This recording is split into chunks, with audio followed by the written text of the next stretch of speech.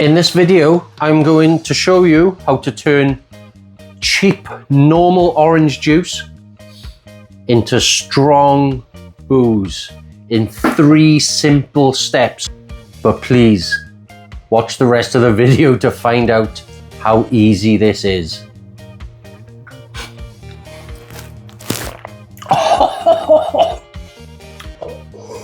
Ooh, that's got a kick. Right guys, are you fed up of paying through the teeth for alcohol? Well, let me tell you, you can make alcohol strong and cheap. You need 3 ingredients. It's so simple. You don't need any equipment. All you need is some juice, some sugar, and some yeast. £1.50. That'll last me a long time. I'll put pictures up. And this is gonna cost me less than £2. Now, you could be one of these big beard, lots of tattoo, hop monsters. They just love the beer. They'll spend £6-7 on 1/3 of a pint, on 2/3 of a pint. Come on, I just want a drink. Right, so easy. So 1 cup, and you just want to get that into the bottle. I've tipped them out so there's room for the sugar. That's all you need to do. Tip that in, and this is going to be strong. Doesn't matter if you spill any, trust me, it's homemade. Right, that's not going through the funnel. So this is the first time I've tried to use a funnel. I've done this dozens of times, and I was trying to be fancy using a funnel. I'll be back. So, that's shit. 1 cup of sugar. Should fall through. Yeah, right, 1 cup of sugar. Screw the lid on. And shake it around until the sugar's dissolved. Right, sugar's in, sugar's dissolved. There's nothing settling at the bottom. And don't fall into the trap, you need special yeast. This is just bread yeast. Do the job perfect. Now, you just want some on the spoon, no measurement, nothing. Tip it in.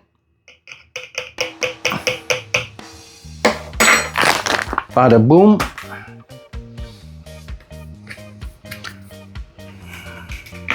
No prep necessary. Strong booze on the way. Now this is apple. We're just going to mix the yeast in a bit. And then, just because I've done it so many times, I've been interested on how actually strong it is. So I've got myself a hydrometer there. We don't specifically need that at all because you can taste how strong it is. One way I like to describe it is a double shot of vodka in orange juice. It's quite nice, to be fair. So that's the first one done. Now future me will tell you how strong this is. So the ABV turned out to be, not yet, we've got to show the brewing, the bubbling and the brewing.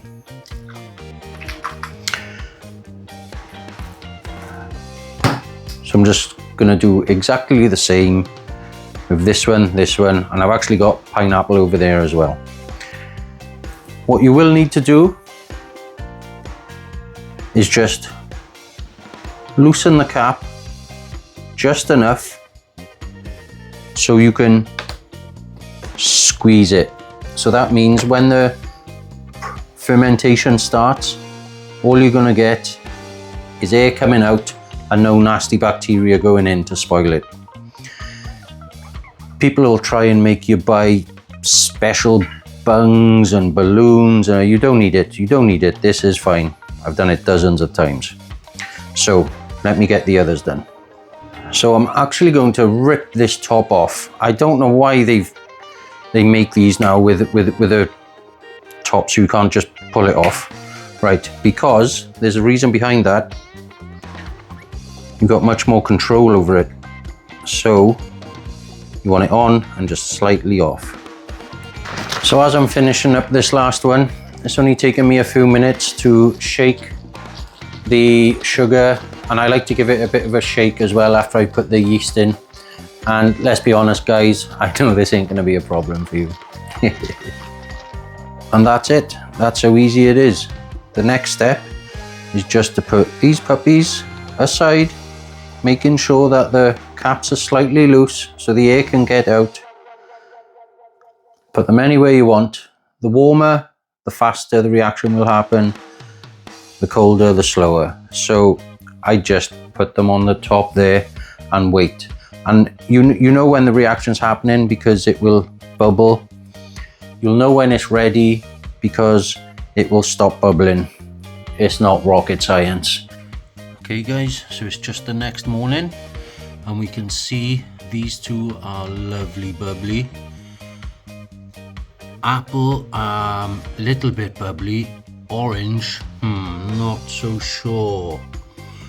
So we just have to keep waiting. I know these two are definitely turning to strong booze. These two I'm 50-50 on. So a quick update, this pineapple is still bubbling very slowly. This is now day 5. This, I can't see any more bubbling, so I've tightened the lid. So I'm gonna come back in an hour or two, and if when I open this cap, gas is released, I know the fermentation hasn't stopped. This apple did absolutely nothing in 5 days. So maybe I forgot to put yeast in it, I'm not sure. So I've put some yeast in and we're going to see what happens with that, but I'm going to call this one a dud.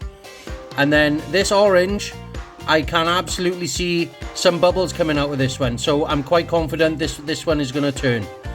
Yes people, it's time. We've got orange, we've got pineapple, and I thought I got grape, but it's actually blueberry, and I don't like blueberry, but I'll drink it. Right then, so let's get these glasses filled. Right, the moment I've been waiting for. This has been fermenting for 9 days, probably 9 days to the hour. And now it's taste test time. Orange, pineapple, blueberry. So you can see when you pour in the bottle, you got to be careful because there's sludge at the bottom, probably pieces of fruit and a lot of the dead yeast, because when the alcohol gets to a certain percentage, it'll kill the yeast will fall down dead, and then your drink's ready to go. So just be careful when you're pouring it out not to get the sludge out the bottom. I've already decanted this my orange into a nice glass bottle. So, and I've got the numbers for how strong it is, but I haven't worked it out yet. I've never done it before. I don't even know if it's going to turn out. So let me just. Oh, it just smells like vodka orange. Okay.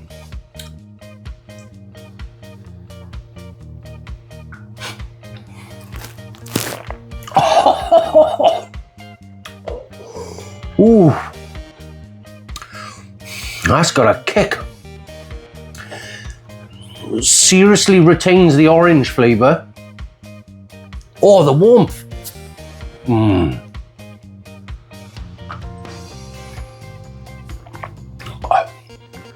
Oh, boozy. That's really boozy. That's just like a double, triple vodka orange. Lovely. It's going to be my favorite. Right, pineapple. Let's see what pineapple.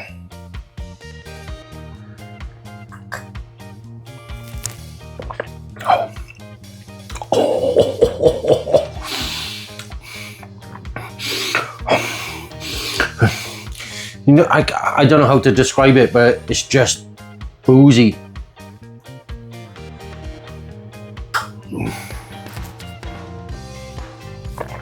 Oh.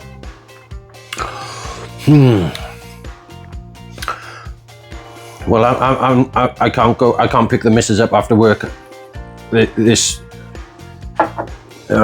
drink and driving, that would be. Right, let's try blueberry. I'm not looking forward to this one, but oof, you know that warm feeling when you have a swig of spirits? It's not nowhere near as harsh, but it's there. Oof. Right, blueberry.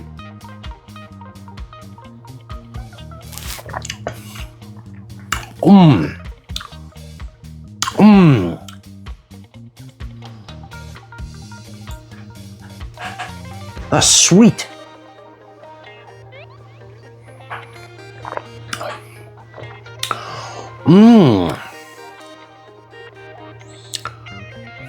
Oh, I like blueberry. I like fermented blueberry.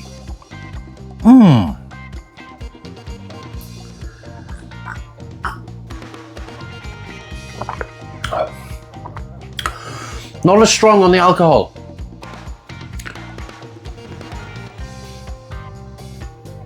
And in this certain light, I got a big light shining down on me. I can see this one is still fermenting. Bubbles are still coming up. But darn, it's nice.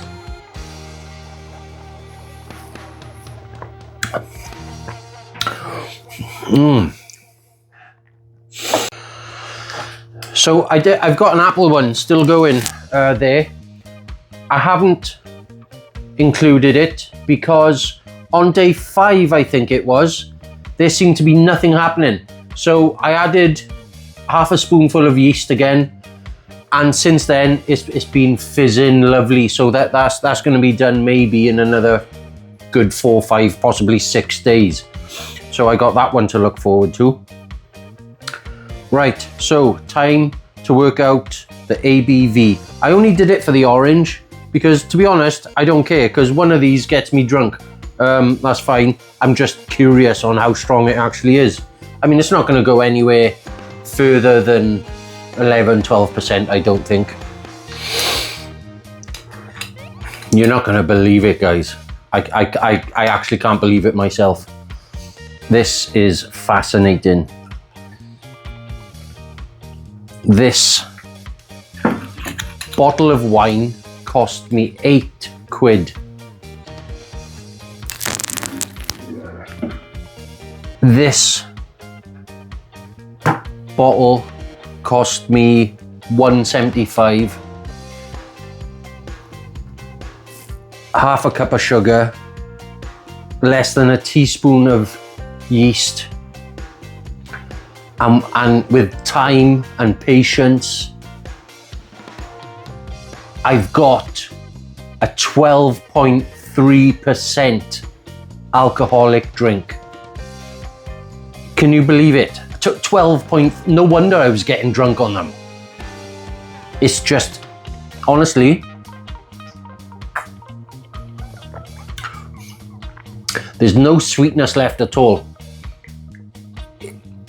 This is a tangy, sweet orange juice. Now it retains that bit of tanginess. It retains all the orange flavor.